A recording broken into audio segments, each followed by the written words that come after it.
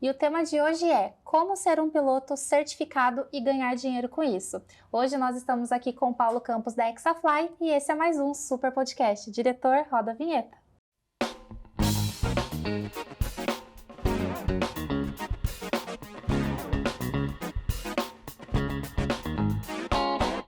Olá pessoal, sejam todos muito bem-vindos a mais um Super Podcast. Hoje nós estamos aqui com o Paulo Campos da Exafly. Paulo, se apresenta um pouquinho pra gente. Obrigado, Nara. Obrigado, pessoal da Super Importadora. Meu nome é Paulo Campos, eu sou diretor técnico da Exafly. Eu trabalho com drones aí tem vai fazer 10 anos. E meu foco foi sempre nessa área técnica, né? Uhum. Eu sempre trabalhei com essa parte de mapeamento, inspeções, alguns treinamentos, a parte de montagem de drones também. E estou aí para bater um papo hoje aí, descontraído. Vamos ver o que a gente consegue tirar de questões aí, né? Com certeza. E Paulo, aproveitando que você falou um pouquinho sobre o que você faz e quanto tempo você está no mercado, 10 anos é muito tempo, você acompanhou aí uma geração de drones, né? Conta um pouquinho pra gente o que você faz de fato, né? Qual é a bagagem que você tem, o que você faz lá na Exafly, você falou sobre treinamentos, mas tem muita coisa por trás disso. Eu comecei nessa área com drones, né, pela paixão do aeromodelismo, né? Então foi um gatilho aí que iniciou essa minha atividade. Eu sempre fui um cara muito curioso, então as minhas primeiras formações na área de desenho industrial, né, projeto de produto, e com essa minha formação eu consegui, né, conceber as minhas ideias, então concretizar. Então eu comprava um aeromodelo, via onde podia melhorar ele, fabricava equipamentos, e aí foi evoluindo com essa parte técnica. Eu fui percebendo do potencial que a gente tem de extração de dados de uma imagem aérea, de interpretação, e aí eu fui me aprofundando, né, conhecendo novas tecnologias, conhecendo novos sistemas, e aí os drones, né, os multirotores começaram a ficar bem populares, né? Bem no início, onde ainda era um brinquedo, né? E eu olhava para aquele equipamento assim, com 4 motores, né? Achava um helicóptero meio estranho. E fui me aventurar nessa área aí, comprei um equipamento, comecei a estudar a engenharia dele, comecei a fabricar alguns equipamentos, e hoje eu trabalho com isso. Então, aquela paixão, né, que era um hobby, virou uma profissão, né?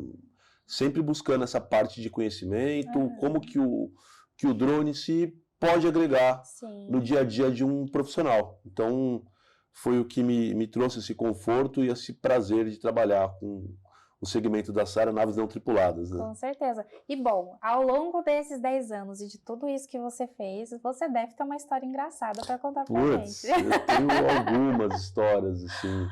Já lá no início a gente fez filmagem em show de Anitta.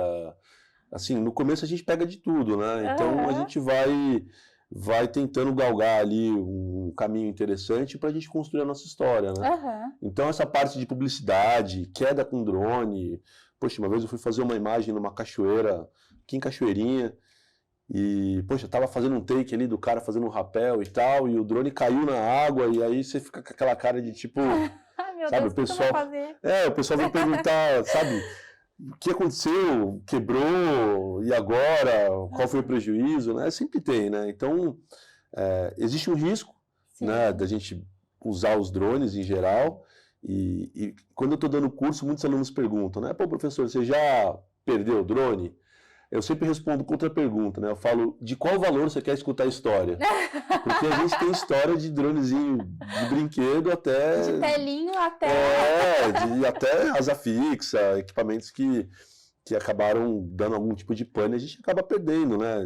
E depois de alguns anos a gente escuta a história de... o cara estava andando no mato e achou, e a cidade começou a comentar o que era aquilo. Então sempre tem assim, umas histórias engraçadas, mas a ideia é, conforme você vai se profissionalizando, você tende a ir reduzindo esses riscos, né, essas operações que a gente considera uma operação de alto nível de risco, e a gente começa a se preocupar com a segurança operacional. Com certeza. Né? Então é muito importante a gente se profissionalizar para a gente conseguir ali permanecer e se manter no mercado de forma profissional e segura, né? Bom, vamos aproveitar que você falou nesse tema de segurança, né? Você trabalha com a área de mapeamento, Isso. tanto na área industrial também, acaba pegando um pouco do público agro. É interessante você mencionar para a gente a importância de ter um piloto certificado, né? Quais são essas importâncias, né? O quão importante, qual é a diferença que faz na empresa que contrata, né? Ou até mesmo para o próprio profissional? Olha, hoje, na verdade, assim, a legislação sobre os aeromodelos, né? A gente chama de aeromodelo hoje, mas a gente pode generalizar a palavra e usar o termo drone, até porque é um termo bem genérico, né? A legislação, ela vem da parte de desporto, na parte de hobby. E ela existe desde a década de 60. Conforme foi sendo cada vez mais utilizado os drones, tanto multirotor quanto asa fixa, a gente teve uma construção de uma legislação que foi amarrando aspectos de segurança operacional. Tá? Então hoje a gente tem aí os dois principais órgãos, a gente chama de agência e departamento, né? A ANAC e o DSEA. Tá? A ANAC, regulamentação do piloto, cadastro do drone, tá? E o DSEA é a parte de uso do espaço aéreo. Qual que é a importância que a gente tem de ter uma pessoa, vamos dizer assim, certificada? Tá?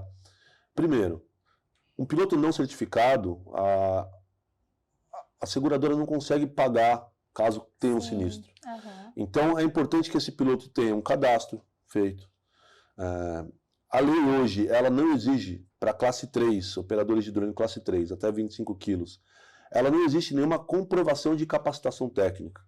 O que quer dizer isso? Quer dizer que toda a responsabilidade de operação de aeronaves de até 25 quilos, drone classe 3, ela é de total responsabilidade do piloto. Então o que a gente costuma dizer? Se o piloto comprou um drone, tanto para diversão quanto para trabalho, e ele não se sente apto a operar aquele drone, que ele busque por um curso de formação. Tá? Um curso de qualificação, formação, enfim... Isso vai dar mais segurança operacional, tá, para a operação. Então, quando a gente fala de certificação de piloto, a gente está falando de operar dentro da legislação, daquilo que as normas hoje nos exigem, para que, caso ocorra algum incidente ou acidente, a gente tenha como entrar com as medidas cabíveis, ou de segurança, ou, enfim, às vezes o drone machuca alguém, ou danifica algum objeto, ou machuca algum animal, patrimônio público. O papel do seguro reto é justamente cobrir esse dano. E o piloto não estando certificado, ele não vai ter essa condição. Tá? Não menos importante, toda a parte de segurança operacional. O que um piloto tem que saber para voar? Né? A gente fala drone porque é um nome bonito, mas o nome desses equipamentos é aeronave não tripulada. Ela é uma classe de aeronave, da classe não tripulada. Ela é uma aeronave. Então a gente tem uma legislação hoje que ela diz desde a segurança operacional, de como e quando pode ser operado um drone e quais são as medidas de segurança que esse piloto tem que ter ao operar esse equipamento. Então a importância para uma empresa é totalmente ligada à parte de segurança. Tá? Tanto do espaço aéreo quanto segurança operacional, segurança de pessoas. O pessoal da segurança do trabalho também é importante fazer parte do contexto. Então eu vejo aí que um piloto certificado vai trazer mais profissionalismo, mais segurança, né? E de certa forma a gente vai reduzir qualquer eventualidade que aconteça, né? Pelo conhecimento. Fala um pouquinho para a gente sobre a importância também de ter a certificação na Anatel. A Anatel, assim como a ANAC, é uma agência civil. Tá? Então qual que é o papel da Anatel? É fiscalizar, homologar e certificar equipamentos que emitem radiofrequência, certo? Quando a gente compra um drone, eu vou comprar um drone Shopee, AliExpress... Ai, gente, eu quase choro quando eu ouço meu cliente falar isso. Vai falar que você não dá uma tremida ali na hora, né? Porque, assim, realmente são brinquedos, né? E são brinquedos que possuem uma qualidade ainda muito baixa. Então, às vezes, é muito mais fácil você operar um drone de 200 mil do que um drone de $50, entendeu? Porque os sensores, o controle, é tudo muito mais preciso, é tudo muito mais seguro. Com certeza. E quando a gente fala de radiofrequência, a gente fala do órgão regulador, que é a Anatel. E o papel da Anatel é justamente certificar se aquele equipamento que emite essa radiofrequência está dentro de uma banda aceitável. Se aquela emissão não vai atrapalhar outros equipamentos que estão ao redor daquele equipamento ali, o seu funcionamento pleno. Então a gente tem hoje a aviação civil que usa radiofrequência de comunicação, a gente tem a parte de telefonia, né? A gente tem a parte de sensores, às vezes espalhados por uma estrada. E se nosso equipamento não está dentro daquele range, daquele limite aceitável pela agência reguladora, vamos dizer assim que a gente pode estar sendo enquadrado numa situação de rádio pirata. Sim. E hoje existe uma regulação muito restritiva para isso. Com certeza. Então, quando a gente importa um drone e esse drone não foi destinado à venda ao Brasil, esse drone ele chega aqui em território nacional sem a devida homologação. E cabe ao proprietário daquele equipamento fazer essa homologação. Então, a importância está em manter a segurança, né, operacional de toda a situação. Você vai ver que eu vou repetir ao longo da apresentação muito o tema segurança operacional. Por quê? Porque, realmente, é um equipamento que pode causar um dano, pode causar um acidente, pode causar um mau funcionamento do equipamento crítico, e tudo isso aí, a responsabilidade é do piloto. Então, cabe, novamente, o piloto a se atentar nesses aspectos aí de certificação, homologação, de todos os equipamentos que são utilizados para operar um drone. Então, não querendo me alongar muito, mas quando a gente fala de drone, né, em geral, a gente fala do Sysdrone, né, Sysvant, antigamente que a gente chamava, né, que é todo o sistema que é utilizado para operar o equipamento em si. Então eu estou falando do rádio, estou falando do tablet, eu estou falando da bateria, eu estou falando da câmera, eu estou falando do cartão de memória. Então é todo um conjunto de equipamentos que é necessário para operar o drone, que é a ação principal. Então todo o Sysvant tem que estar homologado para manter a segurança operacional. Bateria, cabos. Já teve aluno que me perguntou, poxa, professora, mas o cabo do drone é um equipamento essencial, é primordial? Claro que é, porque sem o cabo do drone conectado da forma correta, você não recebe informação. Com certeza. E aí você pode estar, né, causando ali um cenário de risco. Então, para um ponto assim, né, o papel da Anatel, fiscalizar, regulamentar, ela não faz caça às bruxas, mas em uma abordagem você pode ser questionado pela sua homologação e caso não tenha, você vai responder legalmente por estar operando aquele equipamento não homologado.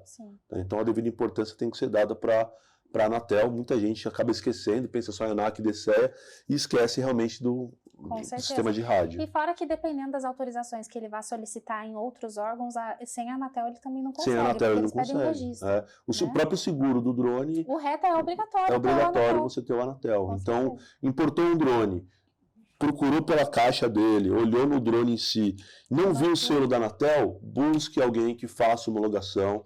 É um sistema que é fácil de ser feito no mosaico da Anatel. Qualquer um pode fazer. Existem diversas pessoas fazendo um trabalho de despachante, onde ele facilita, né, esse apostilamento dos documentos e essa integração dos documentos no órgão regulador. Então não deixem de fazer, porque realmente é muito importante e é um fator, é uma exigência primária.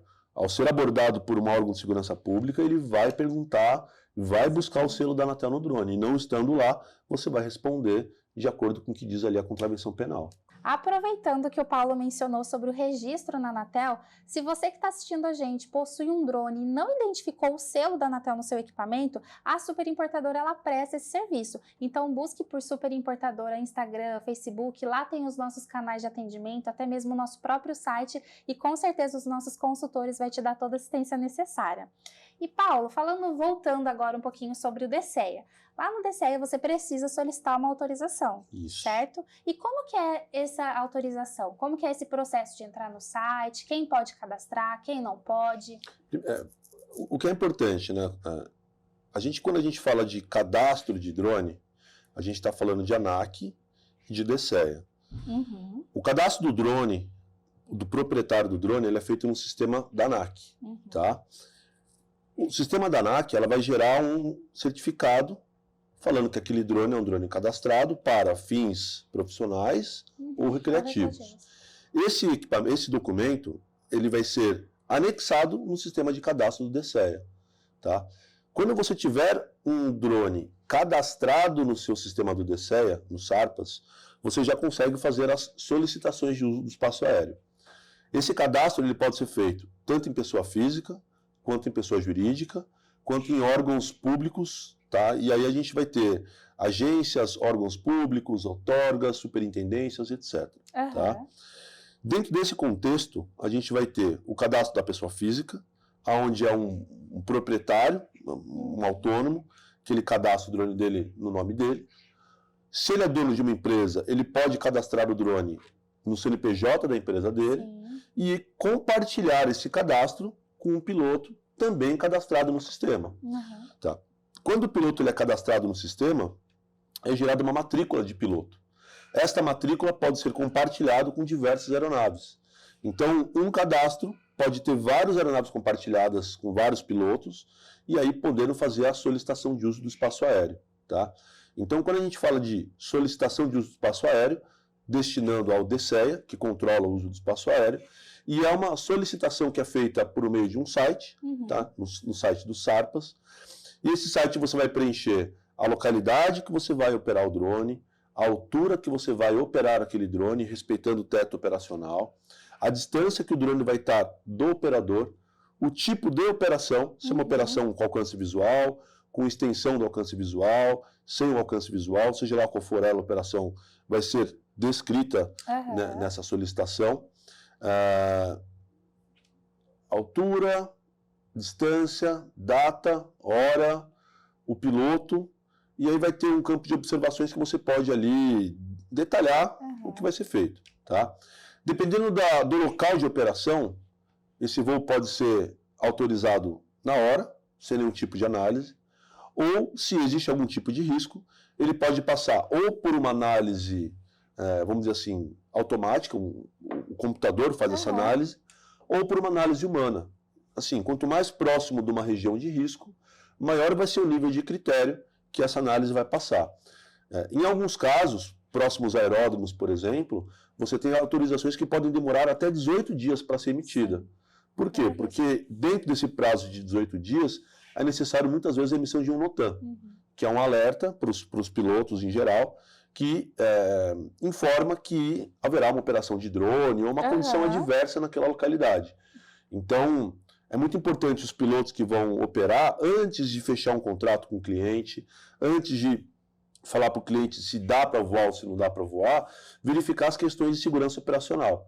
Sim. Verificar se está próximo ao aeroporto, se ele consegue voar na data que ele afirmou para o cliente, porque às vezes ele não vai conseguir, ele vai ter que esperar aquela data, o cliente precisa daquela data, e aí fica naquele impasse. Sim. O que acontece em grande parte dos casos é o cara fazer um voo irregular. E a gente tem que ressaltar. Mas o meu drone está cadastrado, eu vou ali, vou voar rapidinho e vou pousar meu drone. Primeiro, quando você faz isso, você assume o risco. Segundo, você está expondo em risco o espaço aéreo. Você está decolando uma aeronave sem estar devidamente autorizado. Né? Você está executando manobras com uma aeronave em local não destinado para aquele local. Então você pode estar descumprindo, né, um regimento, uma lei, um código, enfim, e você vai responder por isso. Com certeza. Tá? Em alguns casos é multa, dependendo da gravidade, pode ser passível até de prisão, apreensão do equipamento. E isso aí, com certeza, pode manchar a sua carreira. Com certeza. Né? E fora que você pode colocar em risco vidas de pessoas que não têm nada, nenhuma relação com aquela operação. É bom você falar sobre isso, porque às vezes as pessoas pensam que drone é só ligar e voar. E é tão importante a gente passar a seriedade de estar utilizando esse equipamento e seguir a legislação, né, para que as pessoas entendam que não é só isso. O que eu costumo falar para meus alunos, né? Primeiro, quando a gente começa um curso, a gente fala das terminologias. Então, o que é terminologia? Por que a gente fala drone? Por que a gente fala RPA? Por que a gente fala UAV? Por que a gente falava ou fala Avante? Né? É importante a gente entender toda, né, a terminologia das palavras para que a gente passe a ter argumentos profissionais. Com certeza. Então, evitar usar o nome que é popular, usar o nome técnico, é um ponto que agrega muito valor no profissional. Né? O conhecimento da legislação vigente. Então, o que ele pode, o que ele não pode fazer. Então, tudo isso conduz o contratante a fazer uma contratação segura e a gente costuma falar que é o tal do voo legal, né? Que é aquele voo que todos os parâmetros foram observados e que ele está sendo feito da maneira a mitigar o risco. vamos dizer assim. Tá? Então, é um ponto aí que eu gosto de falar. Eu sou um cara, assim, muito chato com a parte de legislação. Eu gosto, tem que ser. Eu acho que é um segmento que ele está crescendo. Sim. E eu acho que o que a gente menos precisa agora são amadores que podem acabar prejudicando a imagem dos profissionais. Então, busquem por cursos. A Superimportadora, eu sei que ela tem diversos tipos de curso no hall de cursos dela. A Exafly também tem. A gente tem uma parceria muito grande. Tem várias outras empresas no mercado. O que eu aconselho? Busca a história daquela empresa. Busca quais são os profissionais que estão ali na linha de frente dos treinamentos. Porque isso aí vai trazer para você um escopo técnico onde você se sinta seguro a pegar um projeto com alto nível de segurança. Sim. Né? Mencionando aqui um amigo meu, o Coronel Vargas, ele costuma dizer assim que não existe voo impossível, né? Todo voo é possível. Então o que a gente quer dizer com isso? Eu posso voar sobre um tanque de gasolina? Depende dos parâmetros de operação, entendeu? Se você se atentar com todos os parâmetros de operação, você pode sobrevoar aquele tanque de gasolina. Agora é importante você estar sempre atento com essa questão aí técnica, operacional. Esse foi mais um Super Podcast, eu espero que vocês tenham gostado. Não deixem de acompanhar a Superimportadora nas redes sociais, Facebook, Instagram, LinkedIn e nos principais streams de áudio e vídeo, como o Deezer, Spotify, que agora está com a nova versão de vídeo também disponível. Escaneie o QR Code, qualquer dúvida e, claro, não esqueça de ativar o sininho de notificação para acompanhar os próximos episódios do Super Podcast. Tchau e até a próxima!